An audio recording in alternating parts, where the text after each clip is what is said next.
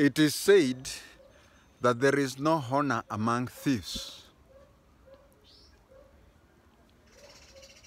Today, we are going to learn an example where there is no honor among thieves. We call it 3 bank robbers. During our time, the government used to print a lot of money. By this I mean, during our time,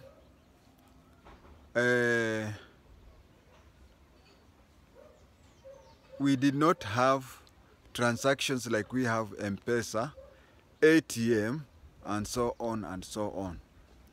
Of course, I used to read James Hadley Chase, which used to refer to credit cards, but I used to hear of that. In Kenya, we used to have just bank accounts. So, most of the transactions were in hard cash.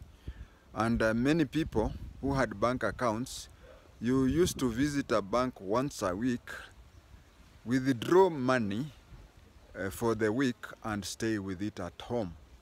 Today, it is possible to find a lot of people without money. Money being in the ATM cards or in M-Pesa.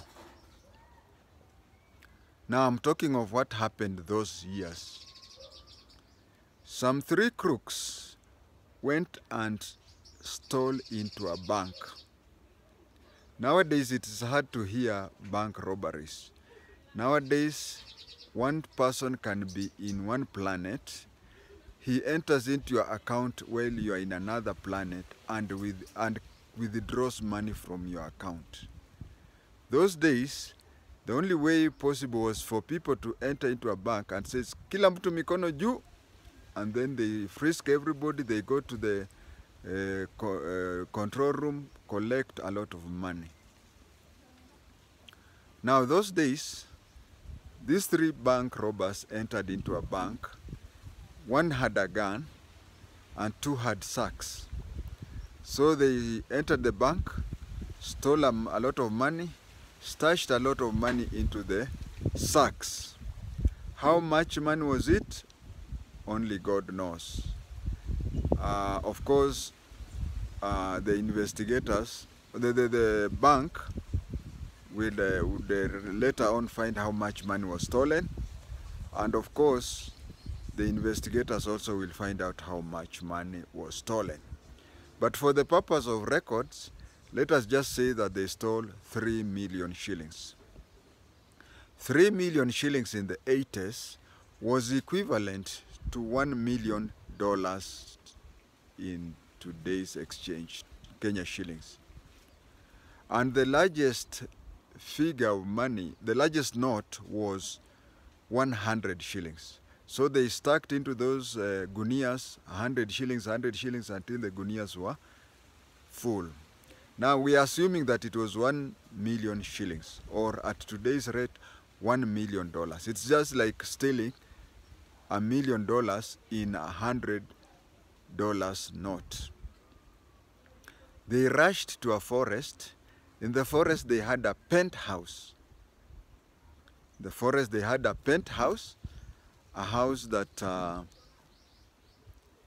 they retreated to go and share the money. When they went to share the money, they did not know how much money it was. They decided that they'll place the money on the ground so that each picks 1 note, 1 note, 1 note, 1 note until the whole money is finished.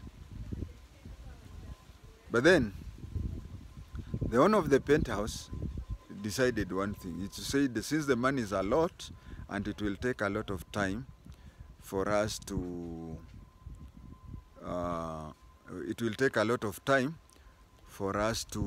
count the money or distribute the money, why don't we first of all eat?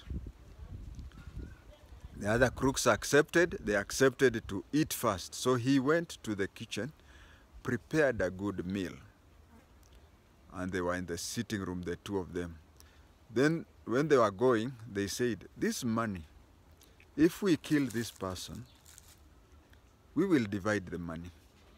Now, assuming it is $3 million.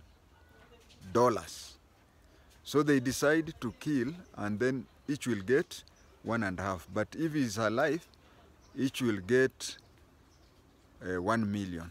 So they decided that after eating, they'll just strangle him, hang him. And him in the kitchen, he saw that the money would be his alone.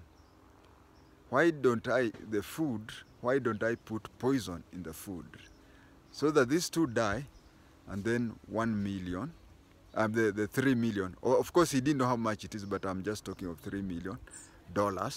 Why don't I put poison, such as snake poison, into their meals? They eat, they die, and I just bury their bodies in the forest, and I take all the money. A good idea. So the 3 plates, he placed poison in 2. 1 was his. So he went to the sitting room, gave each poison-laced food, and placed there his. Before he would tell them anything, they jumped at him, strangled him, hanged him until he died. They cheered themselves, high-fived themselves, sat down to start eating. They ate the poisoned food. So, as I said, there is no honor among thieves.